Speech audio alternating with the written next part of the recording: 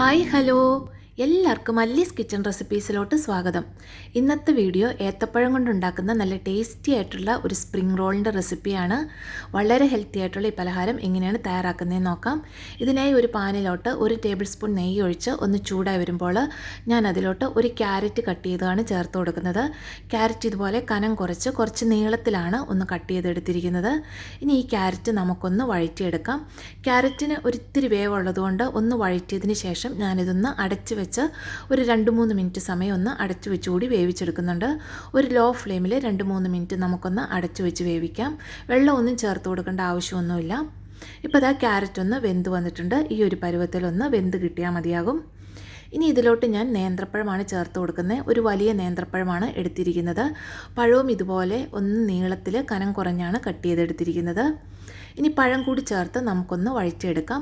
പഴം ഒരു ഗോൾഡൻ കളറായി ഒന്ന് വെന്ത് വരുന്നിടം വരെ നമുക്കിതുപോലെ ഒന്ന് വഴറ്റിയെടുക്കാം.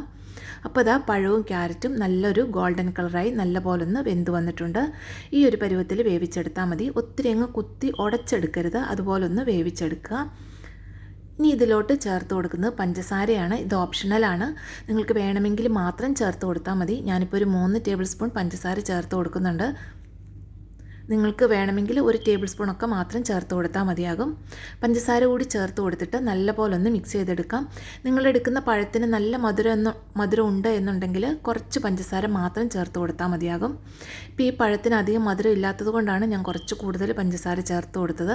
പിന്നെ പഞ്ചസാര കൂടുതൽ ചേർത്ത് കൊടുക്കുമ്പോൾ കൂടുതൽ ഇഷ്ടമാവും കുട്ടികൾക്കും ഒക്കെ കഴിക്കാനായിട്ട്. പിന്നെ ഇതിലോട്ട് ഞാൻ 1/2 കപ്പ് തേങ്ങയാണ് ചേർത്ത് കൊടുക്കുന്നത്. തേങ്ങ ചേർത്ത് ഒന്ന് മിക്സ് ചെയ്ത് കൊടുത്താൽ മതിയാകും. ഇപ്പോൾ ഇതാ തേങ്ങയും ചേർത്ത് ഞാനൊന്ന് മിക്സ് ചെയ്ത് കൊടുത്തിട്ടുണ്ട്. ഇനി ഇതിലോട്ട് നമുക്ക് ഇഷ്ടമുള്ള നട്ട്സൊക്കെ ചേർത്ത് കൊടുക്കാവുന്നതാണ്. ഞാനിവിടെ കുറച്ച് ബദാമും കാഷ്നട്ടും പിസ്തയും കൂടി ഒന്ന് കുത്തിപ്പൊടിച്ച് ചേർത്ത് കൊടുക്കുന്നുണ്ട്. ഒത്തിരി അങ്ങ് പൊടിയാക്കിയിട്ടില്ല, കുറച്ചൊന്ന് കടിക്കാൻ പാകത്തിനാണ്. കുറച്ച് ടൂട്ടി ഫ്രൂട്ടി കൂടി ചേർത്ത് കൊടുക്കുന്നുണ്ട്. ഇനി ചേർത്ത് കൊടുക്കുന്നത് കുറച്ച് സിനമൺ പൗഡർ പൊടിച്ചതാണ്. ഇത് തീർച്ചയായിട്ടും കയ്യിലുണ്ടെങ്കിൽ ഒന്ന് ചേർത്ത് കൊടുക്കുക, നല്ലൊരു ഫ്ലേവർ ആയിരിക്കും കിട്ടുക. ഇനി അതിലോട്ട് ഞാൻ കുറച്ച് ഏലക്കാപ്പൊടി കൂടി ചേർത്ത് കൊടുക്കുന്നുണ്ട്. ഇനി ഇതെല്ലാം കൂടി തീ ഓഫ് ചെയ്തതിന് ശേഷം നല്ലപോലെ ഒന്ന് മിക്സ് ചെയ്തെടുത്താൽ മതിയാകും. നല്ലപോലെ നമുക്ക് ഒന്ന് ഇളക്കി എല്ലായിടത്തോട്ടും ആ നട്ട്സും ആ ഏലക്കാപ്പൊടിയും സിനമൺ പൗഡറും ഒക്കെ ഒന്ന് ആകാൻ പാകത്തിന് നല്ലപോലെ ഒന്ന് മിക്സ് ചെയ്തെടുക്കാം. ഇപ്പം ഞാൻ അത് നല്ലപോലെ ഒന്ന് മിക്സാക്കി എടുത്തിട്ടുണ്ട്. ഒത്തിരി അങ്ങ് കുഴഞ്ഞു പോകാതിരിക്കാനായിട്ട് പ്രത്യേകം ശ്രദ്ധിക്കുക. ഇപ്പോൾ ഞാനത് നല്ലപോലെ ഒന്ന് മിക്സാക്കി ഇനി ഇതൊന്ന് തണുക്കാനായിട്ട് മാറ്റി വെക്കാം. ഇനി ഇതിലോട്ടൊരു ബാറ്റർ തയ്യാറാക്കാനായിട്ട് ഞാനൊരു മിക്സിയുടെ ജാറിലോട്ട് ഒരു കോഴിമുട്ട പൊട്ടിച്ചൊഴിച്ച് കൊടുത്തിട്ടുണ്ട്. അതിലോട്ട് 1/2 കപ്പ് നോർമൽ ടെമ്പറേച്ചറുള്ള പാല് ചേർത്ത് കൊടുക്കാം. ഒരു ഫ്ലേവറിന് വേണ്ടി കുറച്ച് ഏലക്കയാണ് ചേർത്ത് കൊടുക്കുന്നത്. അതിൻ്റെ മാത്രമേ ചേർത്ത് കൊടുത്തിട്ടുള്ളൂ. എല്ലാം കൂടി നല്ലപോലെ ഒന്ന് അടിച്ചുകൊണ്ട് വരാം. ഇനി ഇതിലോട്ട് പൊടിയായിട്ട് ഞാൻ 1 കപ്പ് മൈദയാണ് ചേർത്ത് കൊടുക്കുന്നത്. മൈദയ്ക്ക് പകരം ഗോതമ്പ് പൊടിയും ചേർത്ത് കൊടുക്കാം. അതിലോട്ട് വീണ്ടും ഞാനൊരു 1/2 കപ്പ് വെള്ളം കൂടി ചേർത്ത് കൊടുക്കുന്നുണ്ട്. 1/2 കപ്പ് തൊട്ട് കുറച്ചും കൂടെ വേണമെങ്കിൽ ചേർത്ത് കൊടുക്കുക. ഒരു 3/4 കപ്പോളം വെള്ളം ചേർത്ത് കൊടുത്തിട്ടുണ്ട്. ഒരു 2 ടേബിൾ സ്പൂൺ പഞ്ചസാര കൂടി ചേർത്ത് കൊടുക്കുന്നുണ്ട്. 1 ടേബിൾ സ്പൂൺ നെയ്യ് ചേർത്ത് കൊടുക്കുന്നുണ്ട്. ഒരു 1/2 ടീസ്പൂണോളം ഉപ്പ്. എല്ലാം കൂടി നല്ലപോലെ വീണ്ടും ഒന്നും കൂടി അടിച്ചുകൊണ്ട് വരാം. ഇപ്പോൾ നമ്മുടെ ബാറ്റർ ഇവിടെ റെഡി ആയിട്ടുണ്ട്. ഈ ഒരു പരുവത്തിലായിരിക്കണം, ഈ ഒരു കൺസിസ്റ്റൻസിയിലായിരിക്കണം നമ്മുടെ ബാറ്റർ റെഡിയാകേണ്ടത്. നമ്മളെടുക്കുന്ന മുട്ടയുടെയൊക്കെ ആ ഒരു ഇതനുസരിച്ചിട്ട് 1 കപ്പ് തൊട്ട് 1.5 കപ്പ് വരെ വെള്ളം ചേർത്ത് കൊടുക്കാവുന്നതാണ്. അത് നോക്കിയതിന് ശേഷം ഒഴിച്ചു കൊടുക്കുക. ഇനി ആ ബാറ്റർ കൊണ്ട് നമുക്കിതുപോലെ ഓരോ അപ്പം ചുട്ടെടുക്കാം. നമ്മൾ ബാറ്റർ റെസ്റ്റ് ചെയ്യാനായിട്ട് വെക്കേണ്ട ആവശ്യമൊന്നുമില്ല.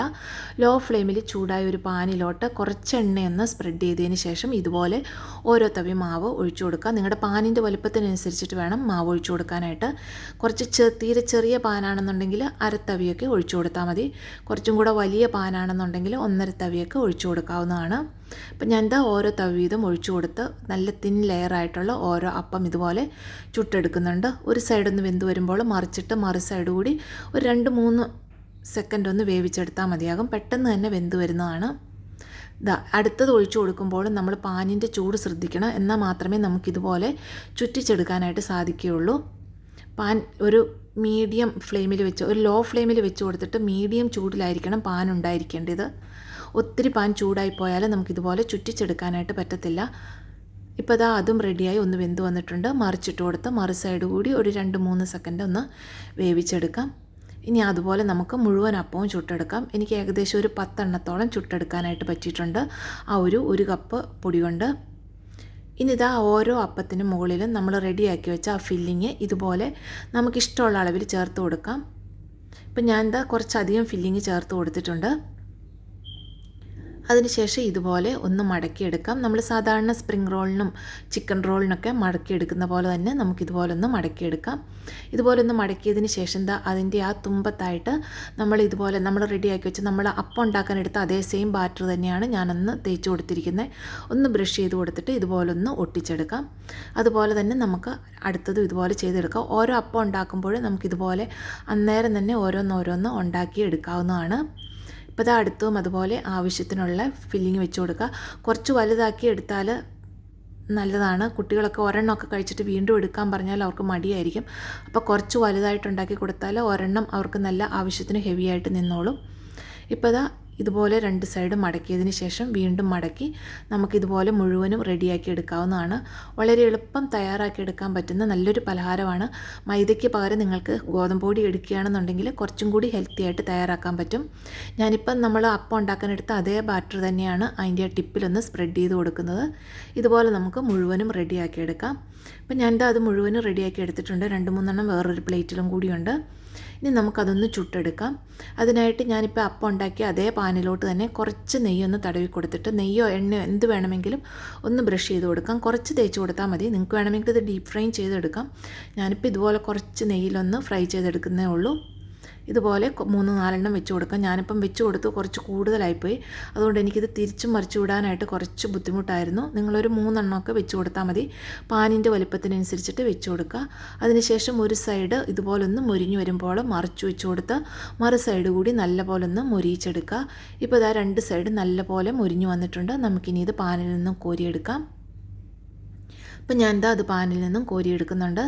ഇപ്പം ഞാൻ അത് കുറച്ചെണ്ണം ഒരു പ്ലേറ്റിലോട്ട് ഒന്ന് എടുത്തു വെച്ചതാണ്. ഇനി അതിന് മുകളിലോട്ട് ഞാൻ 1 ടേബിൾ സ്പൂൺ പഞ്ചസാര ഒന്ന് ക്യാരമൽ ചെയ്തെടുത്തതാണ്. അതുകൂടി ഒന്ന് ഇതിന് മുകളിൽ ഒഴിച്ചൊന്ന് ഡെക്കറേറ്റ് ചെയ്ത് കൊടുക്കുമ്പോൾ ആ ക്യാരമൽ ഒന്ന് ഇതായി കഴിയുമ്പോൾ നല്ലൊരു ടേസ്റ്റാണ് കഴിക്കാനായിട്ട്. ക്യാരമൽ ഒന്ന് സെറ്റായി കഴിയുമ്പോൾ അത് നല്ല ഇതായിട്ടിരിക്കും, നല്ലൊരു കോട്ടിങ് പോലെ ഇതിൻ്റെ മുകളിലിരിക്കും. അപ്പോൾ ക്യാരമൽ സെറ്റായിട്ടില്ല, ഞാനൊന്ന് ഒഴിച്ചു കൊടുത്തിട്ടേ ഉള്ളൂ. ഞാനതൊന്ന് കട്ട് ചെയ്ത് നിങ്ങളെ കാണിച്ചു തരാം. അതിന് മുകളിൽ ഞാൻ കുറച്ച് വെളുത്ത എള്ളു കൂടി ഇട്ട് കൊടുത്തിട്ടുണ്ട്.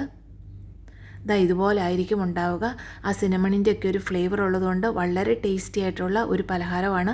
എല്ലാവരും തീർച്ചയായിട്ടും ട്രൈ ചെയ്ത് നോക്കണം. ഗസ്റ്റൊക്കെ വരുമ്പോൾ ഉണ്ടാക്കി കൊടുക്കാൻ പറ്റിയ നല്ലൊരു പലഹാരമാണ്. ആ ക്യാരമൽ ഒന്ന് സെറ്റായി വന്നു കഴിയുമ്പോൾ നല്ലൊരു ഭംഗിയായിരിക്കും ഇത് കാണാനായിട്ടും. ട്രൈ ചെയ്ത് നോക്കുക. വീഡിയോ ഇഷ്ടമായെങ്കിൽ ചാനൽ സബ്സ്ക്രൈബ് ചെയ്യുക. താങ്ക്